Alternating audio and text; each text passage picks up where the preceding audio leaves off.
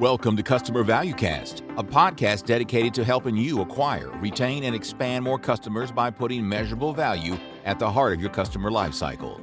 Join our host, Ross Fulton, founder and CEO of ValueWise, as he dives deep into how recurring revenue businesses are maximizing their growth and valuations with the industry's leading experts and pioneers.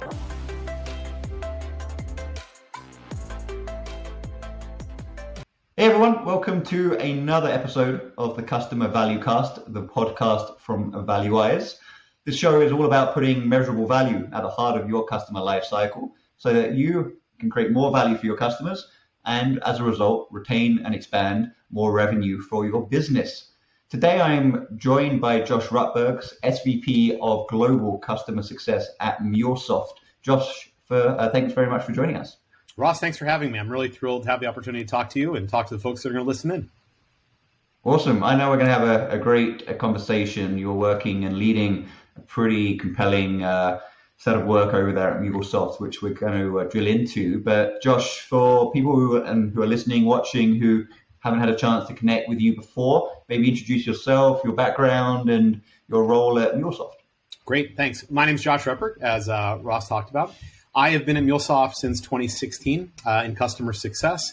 Before that, I was at a startup in the fintech space for a couple of years. Before that, I was at a consulting firm called Bain & Company for 15 years. At MuleSoft, I have been in customer success since I got in, first coming in as an individual contributor, doing big special projects like codifying our delivery approach, determining our operating models, et cetera. And I have the privilege of leading the global customer success organization. Fantastic. And I know, because obviously we talked and we connected a while ago, and MuleSoft is always continuously improving. And right now there's a very significant program that you're leading that is really focused around evolving MuleSoft's approach to customers. And it's got a very cool name, Project Infinity, which I love. And I think it's fascinating and exciting to drill into today because certainly what we do at ValueWise and just I think what you and I see and hear about and discuss within the wider community, the concept of evolving how companies approach their customer life cycle to succeed better as a business, but then also to obviously ensure that our end customers are succeeding in an optimal way is a type of program that is extremely relevant in a lot of companies, and it's either a very near-term strategic aspiration for some enterprises. For some enterprises, they've just come out of maybe a program, positively or negatively, candidly. Sometimes they work, sometimes they don't. But MuleSoft and what you're leading right now, it's happening, it's live action, and I think our audience is going to get a lot of interesting insight, perspective, and learnings from you in terms of sharing how it's going, what you're focusing on, why are you focusing on those areas, what lessons have been learned. But maybe set the scene for us in your words, Josh, around what Project Infinity at MuleSoft is all about, what was the genesis for it, and what are the kind of key outcomes. Yeah, thanks for giving me the opportunity to talk about it. I did want to just acknowledge, Ross, part of the reason we actually met in our exploration of this, and I will go through the context and the why, we reached out to you at ValueWise because we had heard from others. And we said, we got to talk to the experts in the marketplace. And you were one of them in your firm. And you were very helpful in your team. We're very helpful in providing guidance, advice in how, and we've incorporated that into this work. So I just want to acknowledge and appreciate your personal investment in your teams in giving us some help along the way. So let me talk about the context of what happened. And I believe companies go through sort of organizational barriers or walls that 100 million, 500 million, billion, where you have to change what we've done. What worked before doesn't work going forward as you think about scaling. And we were in the throes of that, hitting $1 billion. And it's true. Okay, we had gone from single SKU, a heavy, high-touch model, one-to-one engagements with all of our customers orienting around that. It was basically a one-size-fits-all model. And there's just no way to just keep throwing bodies and saying that's going to get us to 10 billion. We're multi-SKU. We have very different types of customers. They're expecting more. We can't scale the same way with profit margin expectations. So we said, okay, hold on. We got to rethink this. And so that was sort of the starting point of what's the first step? Saying you have a problem is step one, the acknowledgement. So, okay, we acknowledged, and I did get my leaders there, and they did, and they were like, yeah. Some were like, oh yeah, we got to fix right now, and they're like, oh no, I like what we've done. We can't lose that. So how do you take the best of and modify it? And so we said, we got to do something different. And in fact, this was so important to our journey. I took 6 of my managers out of the field at anywhere from 50% to 100% of their time dedicated just to this on a global initiative, because I needed the practitioners to be involved and driving it with, reporting out to me and my leadership team as sort of a steering committee. So that's the context. Does that help? It does. No, I think that's very important context. A great summary. I'd love to drill into, again, that concept of we have to acknowledge that there is an improvement opportunity, aka problem, which is a kind of a loaded term, but improvement opportunity, let's leave with that term. How was that improvement opportunity framed to the stakeholders that you needed to kind of and wanted to get buy-in from? Was it framed as an economic piece around sort of a key set of economic metrics? Was it more an experiential thing? Yeah. Or? So multiple, let me try to frame them in the areas. So first, what I'd say is that there was economic pressure, sure, on thinking about scaling the business and getting efficiencies out of that. So yeah, that was one. Logical. As you scale out a business, everyone should expect you're giving more back, right? Second, I would say, was the employee experience that said, what we do is we come up with the coolest new thing to do with customers. We said, okay, CSMs, can you do this? All right, here's the next neat idea. Can you do this? And all of a sudden, what happened is we hire these amazing people. We bring them in the door. We say, here's the 40 different plays you need to know. Here's your list of 20 accounts. Good luck. Tell me if you need any help. It's just incredibly inefficient and ineffective. So from an employee experience, we had a challenge. And then, and I'm not saying this is last, it's actually probably first and most important, customer experience. Our customers still, it's not so easy for them to be self-sufficient and drive mass adoption on their own. And as a platform provider, that's real challenging. And so it takes an inordinate amount of care feeding and much more push versus pull model when you think about growth. And so we were struggling. How do you think about that? And then we got some early warning signs that some customers might have said, you know what, we're spending a lot more money than we thought with MuleSoft. We want to make sure, I think, Ross, back to one of your comments on this, are we getting the return we need? And how are we thinking about driving mass adoption? How are we making sure customers are getting measurable outcomes? And how are we creating promoters at our customers?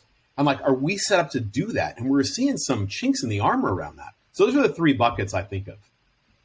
Yeah, that's awesome. And I think it's 2 very key takeaways. A, framing those improvement opportunities, putting quantifiable numbers and metrics against them. I do see still a lot of organizations embark on these types of programs and transformations without really a solid business-orientated, quantifiable set of outcomes to say, well, here's why we are doing this, as opposed to it's just the right thing to do. We should always be trying to work out how we make our customers more successful, which I do not disagree with, and is a very, very sound sort of outlook, but just is somewhat unrealistic in terms of really being able to rally the support and secure the necessary investment and be able to measure progress on such an important. Let's give one example of some data. To your point, like on segmentation, when one of the initiatives was to drive a new segmentation, and it's not rocket science how we approach this, but what the data, the case for change was, we looked at it, 80% of our ARR was coming from 30% of our accounts. So it's our equivalent of our 80-20 rule, right? And but we basically had a 50-50 allocation. It was 50% on, it was peanut butter spread of resourcing. That's not an intelligent way to think about resourcing the business. We saw little changes in renewal rates. Hey, any basis point change in renewal rate is a significant amount of money. Like, we got to be talking about this, So we're like, And we saw some warnings coming back from some NPS feedback. So yeah, we did that.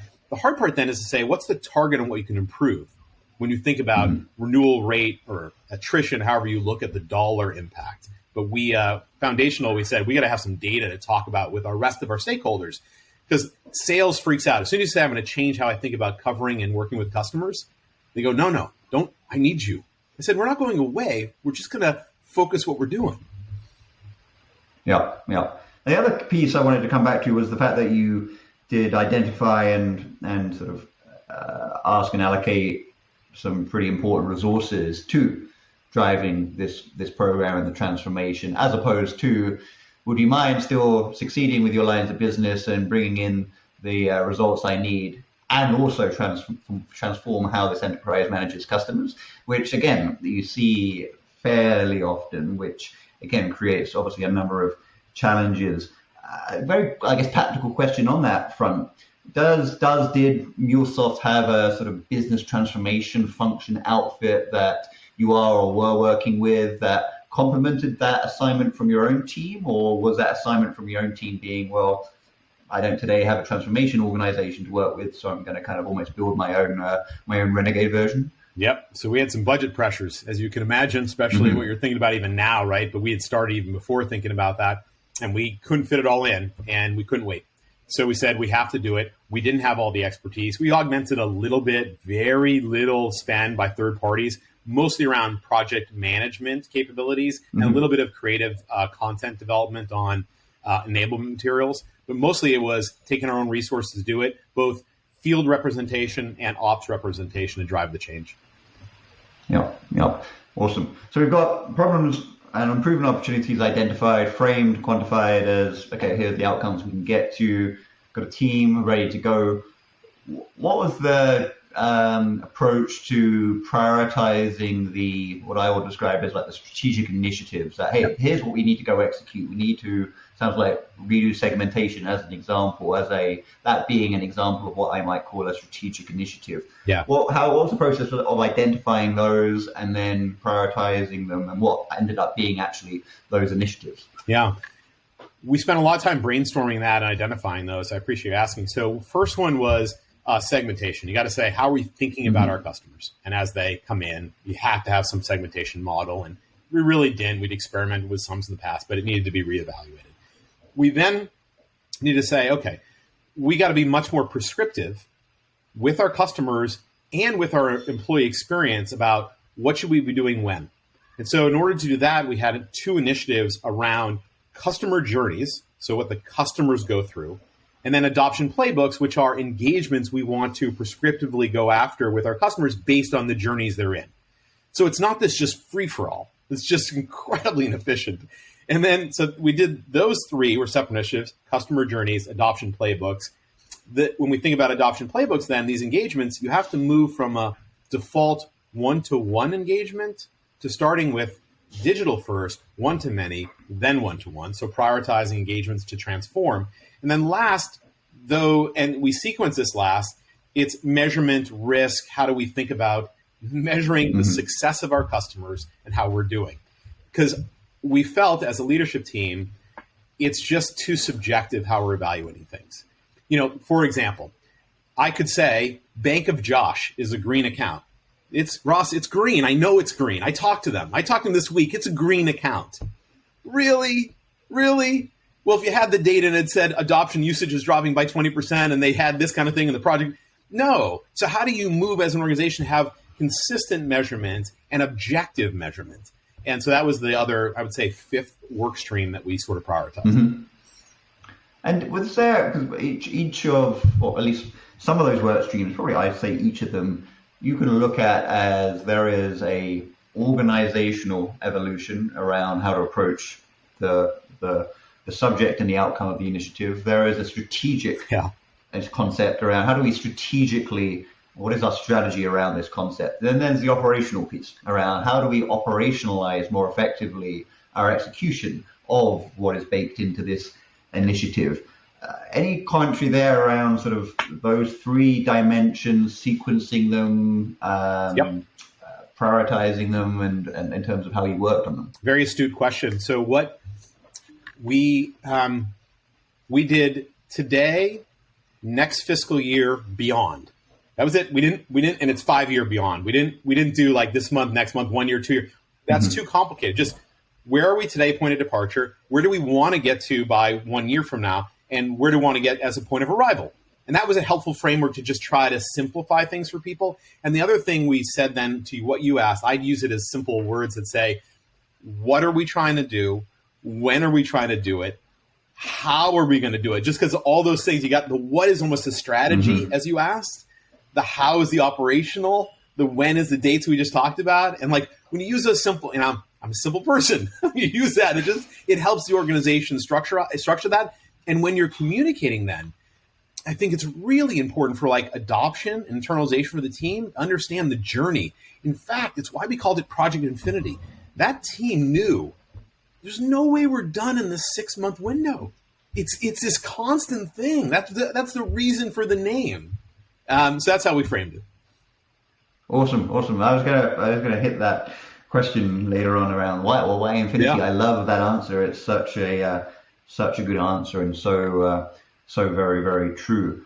And so I know that Project Infinity, to your point, is ongoing. Yes. It's still work in progress, but a lot of great progress has been made. A lot of wins have been achieved. What have been some of the, so far, either lessons learned, revelations, wins, aha moments, working on take any of the initiatives that you like that have really struck you or struck your organization around, wow, that's pretty cool, or geez, I can't believe we didn't used to do that, that have come to light so far in the project? So let's see. I think on the good, let's start there. I think all of our leaders that were part of this team were massively energized by the ability to participate in something like this. If you think about that, how often do you have the opportunity as a manager, leader in a business to go off and spend your time thinking about the evolution of the business you're in? Mm-hmm. It just doesn't happen very often. They were all very excited about this, and the teaming aspect, meeting new people was, across the globe. That was awesome. The other great thing, it resonated with our folks, just en masse the whole organization. They're like, I'm going to be a part of something that's going to try to be world class. I love we're trying to be, the best of and do something unique in the industry. And so it was energizing, I think, to our people.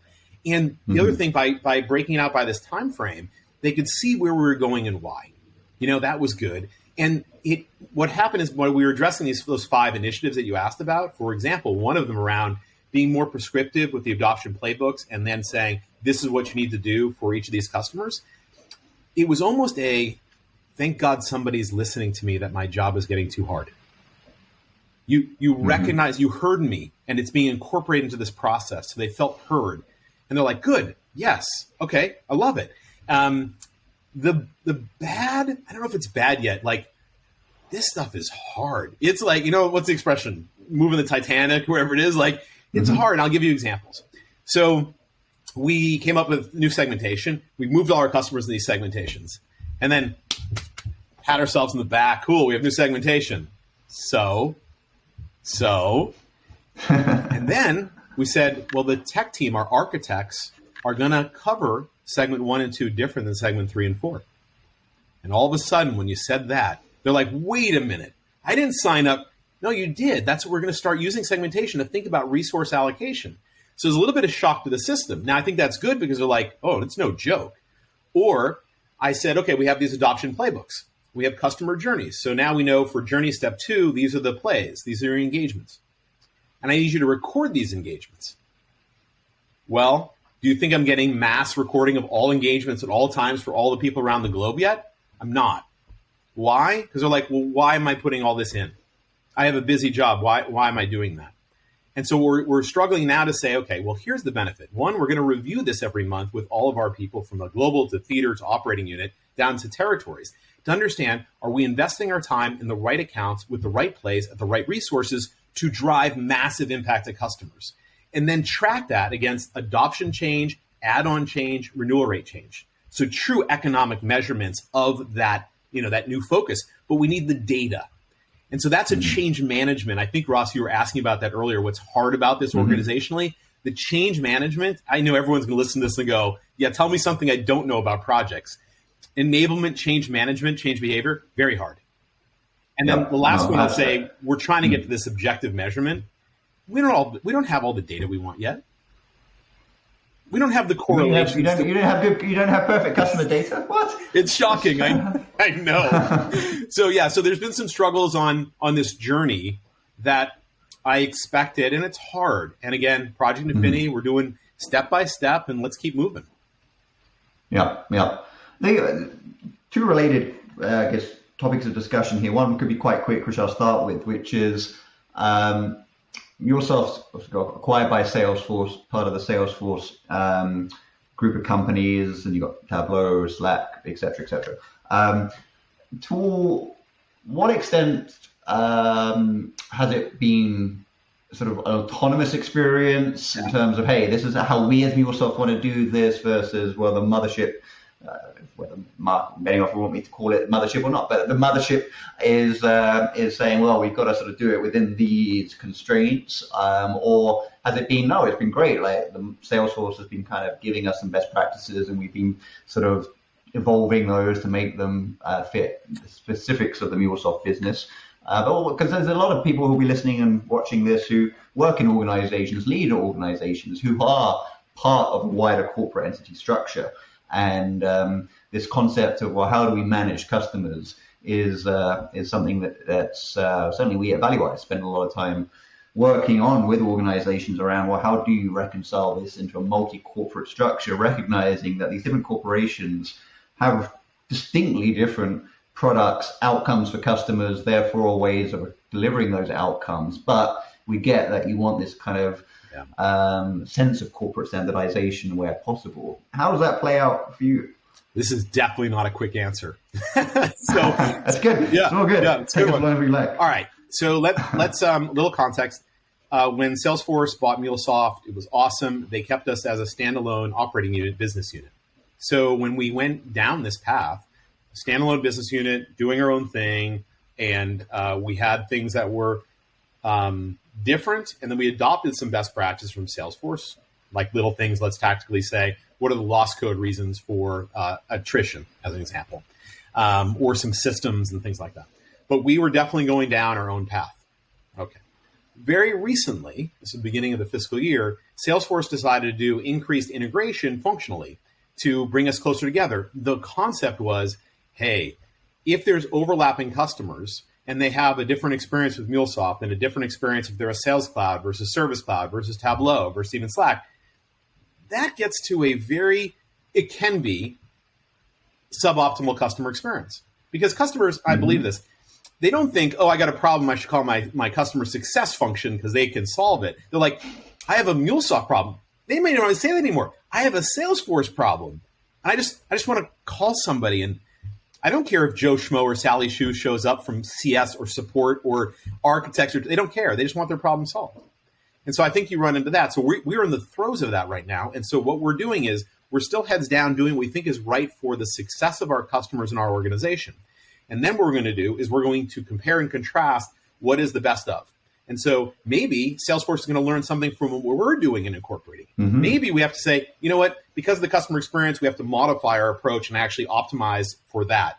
Maybe it's moved more aggressively onto common systems or tooling. So we're going through that right now. I think, again, because we're a platform, I'll give you an example. Because we're a platform and you can build integrations on our platform, our customers have a choice. Like, should I build on MuleSoft or not? If you have Sales Cloud and you are a salesperson, you hire 5 more people, you got to buy 5 more licenses. So our customers need constant care. And so that motion becomes a little bit different, and we've codified approaches. We literally tell customers, here's how to be successful. Salesforce doesn't have that as much as we do. And so do you lose the secret sauce to make customers successful?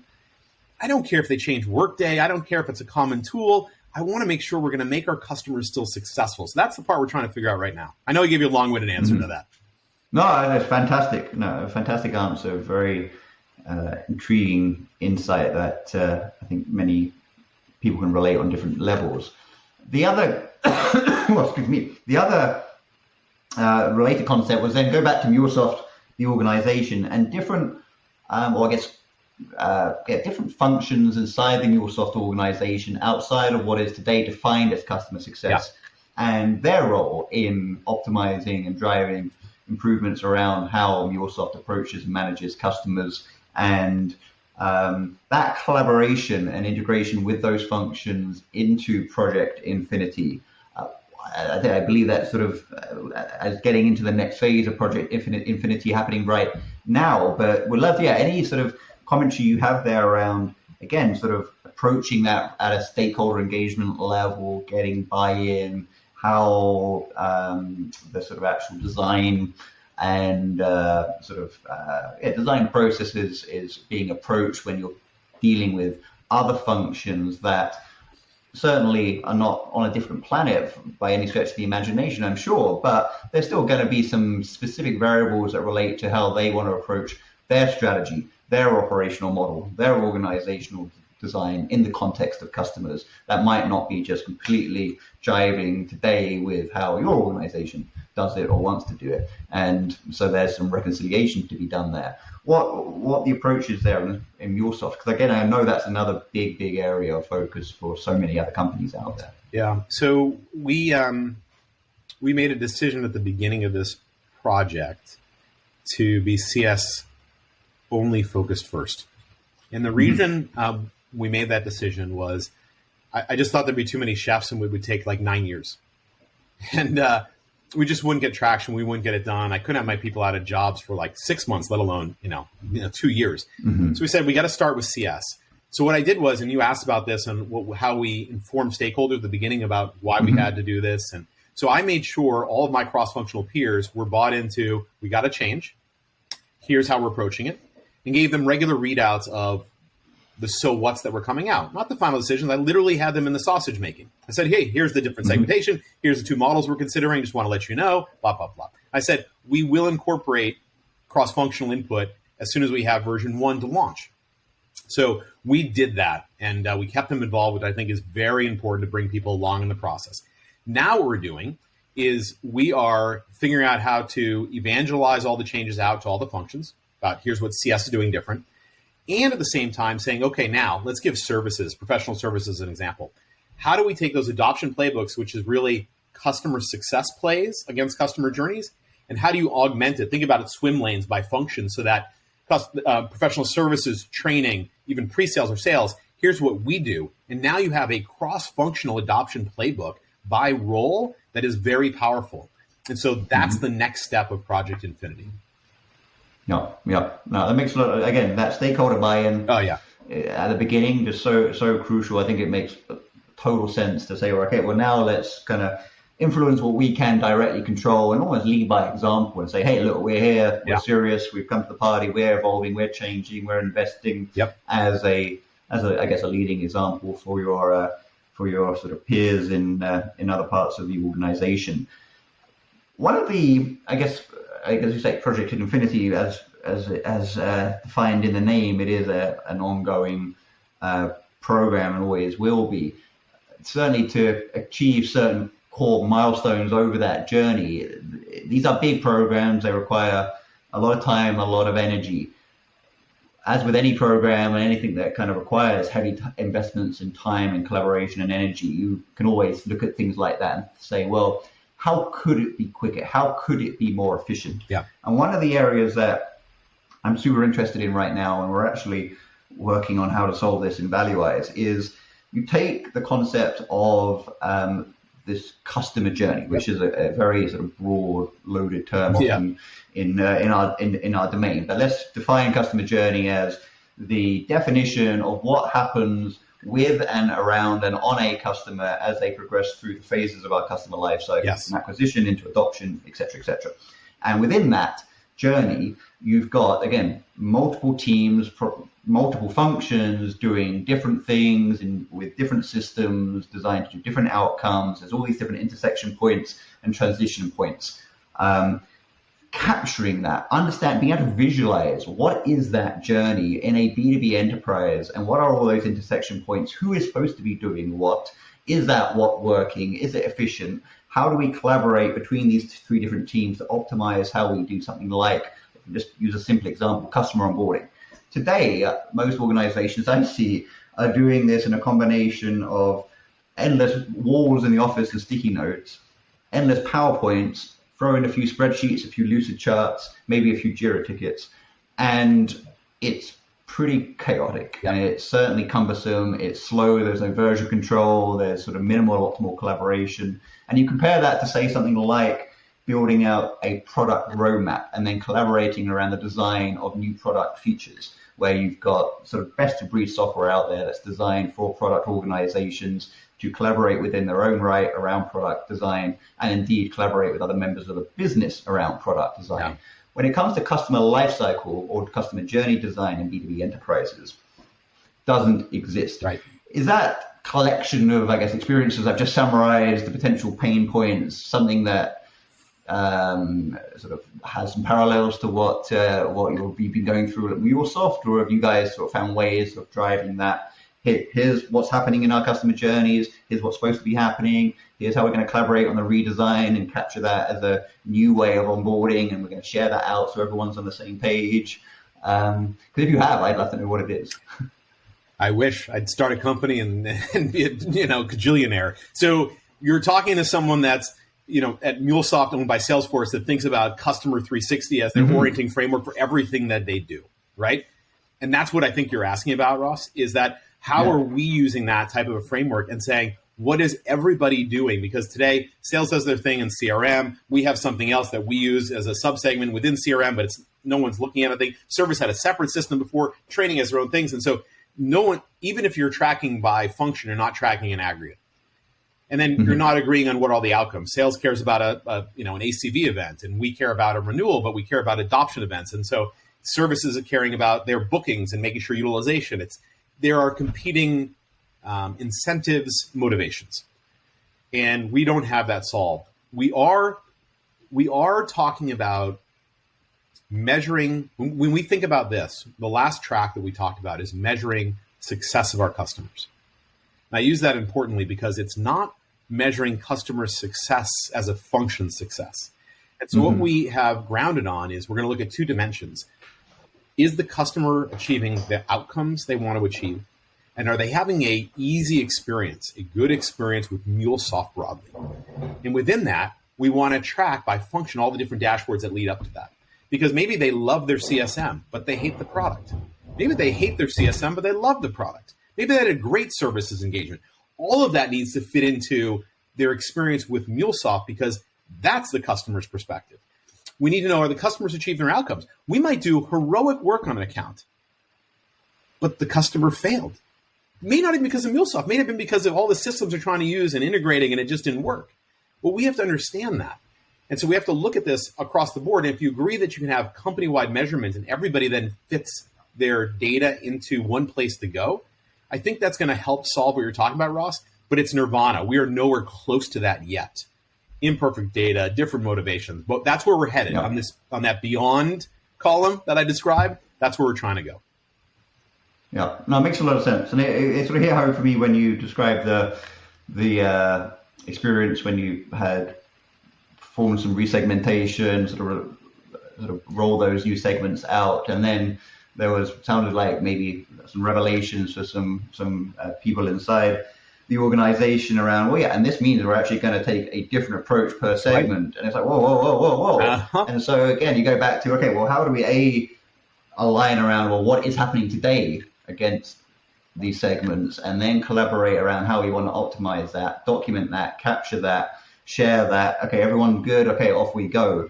Again, is it locked away in a bunch of PowerPoints or spreadsheets? I see this in every single organization, right. And I'm convinced there's a better way, which I think the ultimate outcome being a much more optimally designed customer lifecycle for the benefit of the business and customers, which is what you're describing there, but also just extreme amounts of efficiency relative to what's happening today when it comes to driving projects like Project Infinity. I think watch this space. We think we've got an idea on how to fix this, but I was curious, when it comes to Project Infinity, how it's been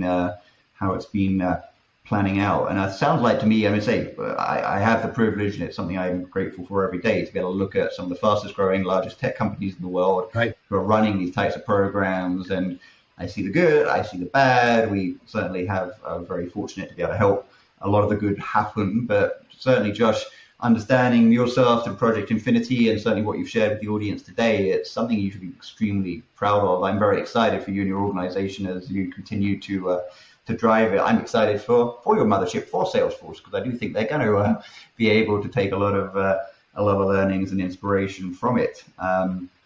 For anyone on the audience who would love to connect with you, Josh, and maybe learn more or ask some questions, how can people best connect with you? Yeah, feel free to reach out to me. My email address, everyone can have it, josh.rutberg@mulesoft.com, RUTBERG.